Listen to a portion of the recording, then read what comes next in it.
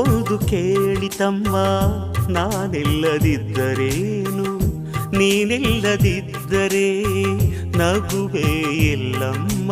ಹೂವೇ ಇಲ್ಲದ ಲೋಕ ನಮಗೆ ಕಮ್ಮ, ನಗುವೇ ಇಲ್ಲದ ಲೋಕ ನಮಗೆ ಕಮ್ಮ. ಈ ಲೋಕದ ಶೃಂಗಾರವೇ ನೀನೇ ಹೂವಮ್ಮ, ಈ ಲೋಕಕ್ಕೆ ವೈಯಾರವೇ ನೀನೇ ಹೂವಮ್ಮ. ಈ ಕವನ ಕೇಳಿ ಆ ಚಂದ್ರ ಕರಗಿದನು,